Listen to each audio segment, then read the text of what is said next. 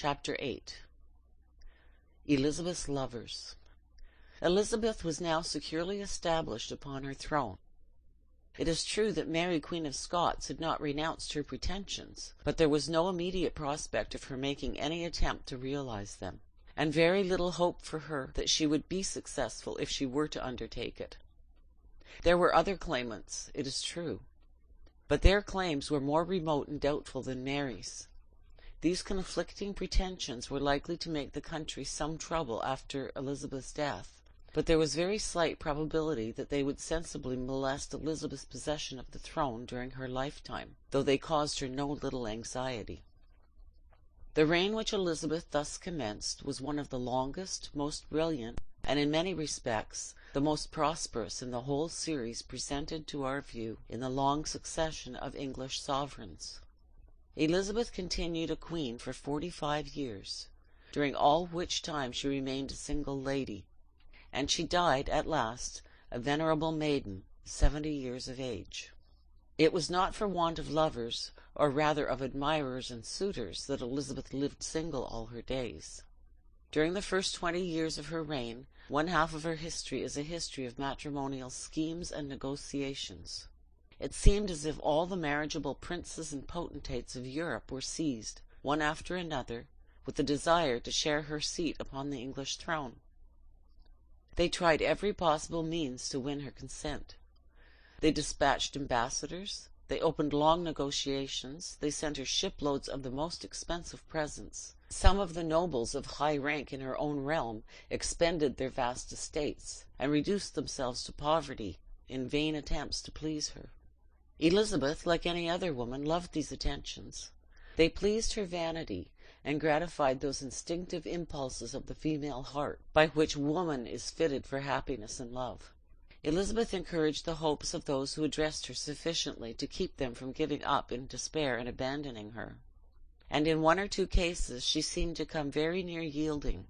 But it always happened that when the time arrived in which a final decision must be made, ambition and desire of power proved stronger than love, and she preferred continuing to occupy her lofty position by herself alone. Philip of Spain, the husband of her sister Mary, was the first of these suitors. He had seen Elizabeth a good deal in England during his residence there, and had even taken her part in her difficulties with Mary, and had exerted his influence to have her released from her confinement. As soon as Mary died, and Elizabeth was proclaimed, one of her first acts was, as was very proper, to send an ambassador to Flanders to inform the bereaved husband of his loss. It is a curious illustration of the degree and kind of affection that Philip had borne for his departed wife, that immediately on receiving intelligence of her death by Elizabeth's ambassador, he sent a special dispatch to his own ambassador in London to make a proposal to Elizabeth to take him for her husband. Elizabeth decided very soon to decline this proposal. She had ostensible reasons and real reasons for this. The chief ostensible reason was that Philip was so inveterately hated by all the English people, and Elizabeth was extremely desirous of being popular. She relied solely on the loyalty and faithfulness of her Protestant subjects to maintain her rights to the succession, and she knew that if she displeased them by such an unpopular Catholic marriage, her reliance upon them must be very much weakened. They might even abandon her entirely. The reason, therefore, that she assigned publicly was that Philip was a Catholic, and that the connection could not, on that account, be agreeable to the English people. Among the real reasons was one of a very peculiar nature. It happened that there was an objection to her marriage with Philip, similar to the one urged against that of Henry with Catherine of Aragon. Catherine had been the wife of Henry's brother. Philip had been the husband of Elizabeth's sister. Now Philip had offered to procure the Pope's dispensation, by which means this difficulty would be surmounted. But then all the world would say that if this dispensation could legalize the latter marriage, the former must have been legalized by it, and this would destroy the marriage of Anne Boleyn, and with it all Elizabeth's claims to the succession. She could not then marry Philip, without by the very act effectually undermining all her own rights to the throne. She was far too subtle and wary to stumble into such a pitfall as that. Elizabeth rejected this and some other offers, and 1 or 2 years passed away. In the meantime, the people of the country, though they had no wish to have her marry such a stern and heartless tyrant as Philip of Spain, were very uneasy at the idea of her not being married at all. Her life would, of course, in due time come to an end, and it was of immense importance to the peace and happiness of the realm that after her death there should be no doubt about the succession. If she were to be married and leave children, they would succeed to the throne without question. But if she were to die single and childless, the result would be, they feared, that the Catholics would espouse the cause of Mary Queen of Scots, and the Protestants that of some Protestant descendant of Henry VII, and thus the country be involved in all the horrors of a protracted civil war. The House of Commons in those days was a very humble council, convened to discuss and settle mere internal and domestic affairs, and standing at a vast distance from the splendor and power of royalty, to which it looked up with the profoundest reverence and awe. The Commons, at the close of one of their sessions, ventured, in a very timid and cautious manner, to send a petition to the Queen, urging her to consent, for the sake of the future peace of the realm and the welfare of her subjects, to accept of a husband. Few single persons are offended at a recommendation of marriage, if properly offered, from whatever quarter it may come. The Queen in this instance returned what was called a very gracious reply. She, however, very decidedly refused the request. She said that, as they had been very respectful in the form of their petition, and as they had confined it to general terms, without presuming to suggest either a person or a time, she would not take offence at their well-intended suggestion, but that she had no design of ever being married. At her coronation she was married, she said, to her people, and the wedding ring was upon her finger still. Her people were the objects of all her affection and regard. She should never have any other spouse. She said she should be well contented to have it engraved upon her tombstone, "Here lies a queen who lived and died a virgin." This answer silenced the Commons, but it did not settle the question in the public mind. Cases often occur of ladies saying very positively that they shall never consent to be married, and yet afterward altering their minds; and many ladies, knowing how frequently this takes place, sagaciously conclude that whatever secret resolutions they may form, they will be silent about them, lest they get into a position from which it will be afterward awkward to retreat. The princes of the Continent and the nobles of England paid no regard to Elizabeth's declaration, but continued to do all in their power to obtain her hand. 1 or 2 years afterward, Elizabeth was attacked with the smallpox, and for a time was dangerously sick. In fact, for some days her life was despaired of, and the country was thrown into a great state of confusion and dismay. Parties began to form, the Catholics for Mary Queen of Scots, and the Protestants for the family of Jane Grey. Everything portended a dreadful contest. Elizabeth, however, recovered, but the country had been so much alarmed at their narrow escape that Parliament ventured once more to address the Queen on the subject of her marriage. They begged that she would either consent to that measure, or, if she was finally determined not to do that, that she would cause a law to be passed, or an edict to be promulgated, deciding beforehand who was really to succeed to the throne in the event of her decease. Elizabeth would not do either. Historians have speculated a great deal upon her motives. All that is certain is the fact she would not do either. But though Elizabeth thus resisted all the plans formed for giving her a husband, she had, in her own court, a famous personal favourite, who has always been considered as in some sense her lover. His name was originally Robert Dudley, though she made him Earl of Leicester, and he is commonly designated in history by this latter name. He was the son of the Duke of Northumberland, who was the leader of the plot for placing Lady Jane Grey upon the throne in the time of Mary. He was a very elegant and accomplished man, and young, though already married. Elizabeth advanced him to high offices and honours very early in her reign, and kept him much at court. She made him her master of horse, but she did not bestow upon him much real power. Cecil was her great counsellor and minister of state. He was a cool, sagacious, wary man, entirely devoted to Elizabeth's interests and to the glory and prosperity of the realm. He was at this time, as has already been stated, 40 years of age, 13 or 14 years older than Elizabeth. Elizabeth showed great sagacity in selecting such a minister, and great wisdom in keeping him in power so long. He remained in her service all his life, and died at last only a few years before Elizabeth, when he was nearly 80 years of age. Dudley, on the other hand, was just about Elizabeth's own age. In fact, it is said by some of the chronicles of the times that he was born on the same day and hour with her. However this may be, he became a great personal favourite, and Elizabeth evinced a degree and kind of attachment to him which subjected her to a great deal of censure and reproach. She could not be thinking of him for her husband, it would seem, for he was already married. Just about this time, however, a mysterious circumstance occurred, which produced a great deal of excitement, and has ever since marked a very important era in the history of Leicester and Elizabeth's attachment. It was the sudden and very singular death of Leicester's wife. Leicester had, among his other estates, a lonely mansion in Berkshire, about 50 miles west of London. It was called Cumnor House.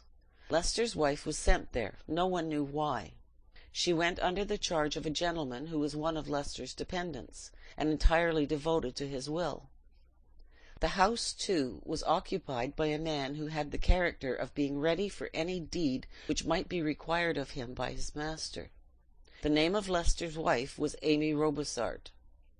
In a short time, news came to London that the unhappy woman was killed by a fall downstairs. The instantaneous suspicion darted at once into everyone's mind that she had been murdered. Rumours circulated all around the place where the death had occurred that she had been murdered. A conscientious clergyman of the neighbourhood sent an account of the case to London, to the Queen's ministers, stating the facts and urging the Queen to order an investigation of the affair, but nothing was ever done. It has accordingly been the general belief of mankind since that time that the unprincipled courtier destroyed his wife in the vain hope of becoming afterward the husband of the Queen. The people of England were greatly incensed at this transaction. They had hated Leicester before, and they hated him now more inveterately still. Favourites are very generally hated, royal favourites always. He, however, grew more and more intimate with the Queen, and everybody feared that he was going to be her husband. Their conduct was watched very closely by all the great world, and, as is usual in such cases, 1,000 circumstances and occurrences were reported busily from tongue to tongue, which the actors in them doubtless supposed passed unobserved or were forgotten. One night, for instance, Queen Elizabeth, having supped with Dudley, was going home in her chair, lighted by torch-bearers. At the present day, all London is lighted brilliantly at midnight with gas, and ladies go home from their convivial and pleasure assemblies in luxurious carriages, in which they are rocked gently along through the broad and magnificent avenues, as bright almost as day.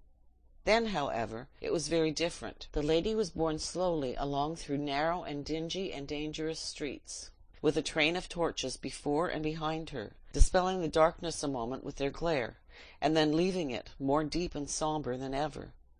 On the night of which we are speaking, Elizabeth, feeling in good humour, began to talk with some of the torch-bearers on the way. They were Dudley's men, and Elizabeth began to praise their master. She said to one of them, among other things, that she was going to raise him to a higher position than any of his name had ever borne before. Now, as Dudley's father was a duke, which title denotes the highest rank of the English nobility, the man inferred that the Queen's meaning was that she intended to marry him, and thus make him a sort of king. The man told the story boastingly to one of the servants of Lord Arundel, who was also a suitor of the Queen's. The servants, each taking the part of his master in the rivalry, quarrelled.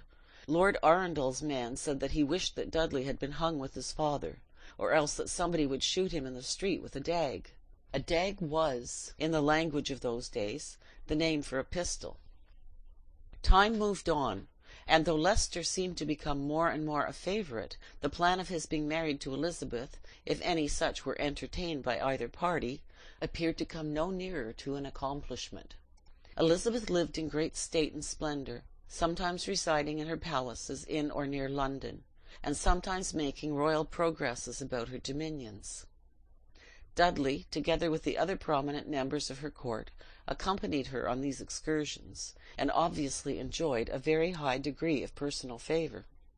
She encouraged at the same time her other suitors, so that on all the great public occasions of state, at the tilts and tournaments, at the plays, which by the way in those days were performed in the churches, on all the royal progresses and grand receptions at cities, castles, and universities, the Lady Queen was surrounded always by royal or noble beaux, who made her presents, and paid her 1,000 compliments, and offered her gallant attentions without number, all prompted by ambition in the guise of love. They smiled upon the Queen with a perpetual sycophancy, and gnashed their teeth secretly upon each other with a hatred which, unlike the pretended love, was at least honest and sincere. Leicester was the gayest, most accomplished, and most favoured of them all, and the rest accordingly combined and agreed in hating him more than they did each other. Queen Elizabeth, however, never really admitted that she had any design of making Leicester, or Dudley, as he is indiscriminately called, her husband. In fact, at one time she recommended him to Mary, Queen of Scots, for husband. After Mary returned to Scotland, the two queens were, for a time, on good terms, as professed friends, though they were, in fact, all the time, most inveterate and implacable foes, but each, knowing how much injury the other might do her, wished to avoid exciting any unnecessary hostility. Mary, particularly, as she found she could not get possession of English throne during Elizabeth's lifetime, concluded to try to conciliate her, in hopes to persuade her to acknowledge, by act of Parliament, her right to the succession after her death. So she used to confer with Elizabeth on the subject of her own marriage, and to ask her advice about it. Elizabeth did not wish to have Mary married at all, and so she always proposed somebody who she knew would be out of the question. She at one time proposed Leicester, and for a time seemed quite in earnest about it, especially so long as Mary seemed adverse to it. At length, however, when Mary, in order to test her sincerity, seemed inclined to yield, Elizabeth retreated in her turn, and withdrew her proposals. Mary then gave up the hope of satisfying Elizabeth in any way, and married Lord Darnley without her consent. Elizabeth's regard for Dudley, however, still continued. She made him Earl of Leicester, and granted him the magnificent castle of Kenilworth, with a large estate adjoining and surrounding it, the rents of the lands giving him a princely income, and enabling him to live in almost royal state. Queen Elizabeth visited him frequently in this castle. One of these visits is very minutely described by the chroniclers of the times. The Earl made the most expensive and extraordinary preparations for the reception and entertainment of the Queen and her retinue on this occasion. The moat, which is a broad canal filled with water surrounding the castle, had a floating island upon it, with a fictitious personage whom they called the Lady of the Lake upon the island, who sung a song in praise of Elizabeth as she passed the bridge. There was also an artificial dolphin swimming upon the water, with a band of musicians within it. As the Queen advanced across the park, men and women in strange disguises came out to meet her, and to offer her salutations and praises. One was dressed as a sibyl, another like an American savage, and a third, who was concealed, represented an echo. This visit was continued for 19 days, and the stories of the splendid entertainments provided for the company, the plays, the bear-baitings, the fireworks, the huntings, the mock-fights, the feastings and revelries, filled all Europe at the time, and have been celebrated by historians and storytellers ever since. The castle of Kenilworth is now a very magnificent heap of ruins, and is explored every year by thousands of visitors from every quarter of the globe. Leicester, if he ever really entertained any serious designs of being Elizabeth's husband, at last gave up his hopes and married another woman. This lady had been the wife of the Earl of Essex. Her husband died very suddenly and mysteriously just before Leicester married her.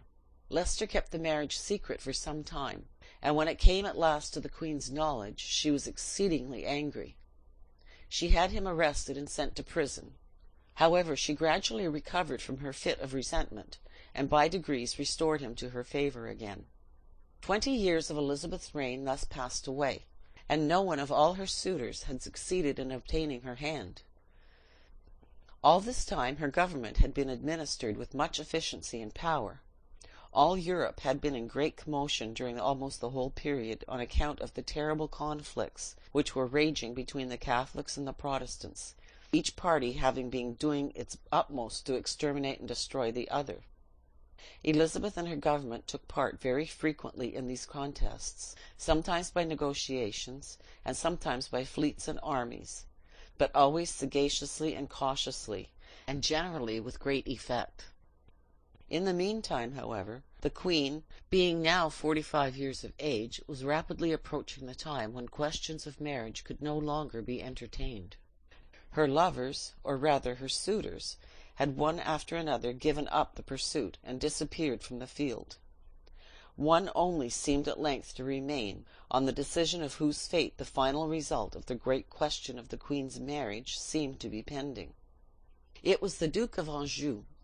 He was a French prince. His brother, who had been the Duke of Anjou before him, was now King Henry III of France. His own name was Francis. He was 25 years younger than Elizabeth, and he was only 17 years of age when it was first proposed that he should marry her. He was then the Duke of Alençon. It was his mother's plan. She was the great Catherine de Medici, Queen of France, and one of the most extraordinary women, for her talents, her management, and her power, that ever lived. Having one son upon the throne of France, she wanted the throne of England for the other. The negotiation had been pending fruitlessly for many years, and now, in 1581, it was vigorously renewed. The Duke himself, who was at this time a young man of 24 or 5, began to be impatient and earnest in his suit. There was, in fact, one good reason why he should be so. Elizabeth was 48, and unless the match were soon concluded, the time for effecting it would be obviously forever gone by. He had never had an interview with the Queen. He had seen pictures of her, however, and he sent an ambassador over to England to urge his suit, and to convince Elizabeth how much he was in love with her charms. The name of this agent was Simier. He was a very polite and accomplished man, and soon learned the art of winning his way to Elizabeth's favour. Leicester was very jealous of his success. The two favourites soon imbibed a terrible enmity for each other. They filled the court with their quarrels. The progress of the negotiation, however, went on, the people taking sides very violently, some for and some against the projected marriage. The animosities became exceedingly virulent, until at length Simier's life seemed to be in danger. He said that Leicester had hired one of the guards to assassinate him, and it is a fact that one day, as he and the Queen, with other attendants, were making an excursion upon the river, a shot was fired from the shore into the barge. The shot did no injury except to wound one of the oarsmen, and frighten all the party pretty thoroughly. Some thought the shot was aimed at Simier, and others at the Queen herself. It was afterward proved, or supposed to be proved, that this shot was the accidental discharge of a gun, without any evil intention whatever. In the meantime, Elizabeth grew more and more interested in the idea of having the young Duke for her husband, and it seemed as if the maidenly resolutions, which had stood their ground so firmly for 20 years, were to be conquered at last. The more, however, she seemed to approach toward a consent to the measure, the more did all the officers of her government and the nation at large oppose it. There were, in their minds, two insuperable objections to the match. The candidate was a Frenchman, and he was a Papist. The council interceded. Friends remonstrated. The nation murmured and threatened. A book was published entitled The Discovery of a Gaping Gulf, wherein England is like to be swallowed up by another French marriage, unless the Lord forbid the banns by letting her see the sin and punishment thereof. The author of it had his right hand cut off for his punishment. At length, after a series of most extraordinary discussions, negotiations, and occurrences, which kept the whole country in a state of great excitement for a long time, the affair was at last all settled. The marriage articles, both political and personal, were all arranged. The nuptials were to be celebrated in 6 weeks. The Duke came over in great state, and was received with all possible pomp and parade. Festivals and banquets were arranged without number, and in the most magnificent style, to do him and his attendants honour. At one of them, the queen took off a ring from her finger and put it upon his, in the presence of a great assembly, which was the first announcement to the public that the affair was finally settled. The news spread everywhere with great rapidity. It produced in England great consternation and distress, but on the continent it was welcomed with joy, and the great English alliance, now so obviously approaching, was celebrated with ringing of bells, bonfires, and grand illuminations. And yet, notwithstanding all this, as soon as the obstacles were all removed, and there was no longer opposition to stimulate the determination of the queen, her heart failed her at last, and she finally concluded that she would not be married after all. She sent for the Duke one morning to come and see her. What takes place precisely between ladies and gentlemen when they break off their engagements is not generally very publicly known, but the Duke came out from his interview in a fit of great vexation and anger. He pulled off the Queen's ring and threw it from him, muttering curses upon the fickleness and faithlessness of women. Still, Elizabeth would not admit that the match was broken off. She continued to treat the Duke with civility, and to pay him many honours. He decided, however, to return to the Continent. She accompanied him a part of the way to the coast, and took leave of him many professions of sorrow at the parting, begged him to come back soon. This he promised to do, but he never returned. He lived some time afterward in comparative neglect and obscurity, and mankind considered the question of the marriage of Elizabeth as now at last settled for ever. End of chapter 8.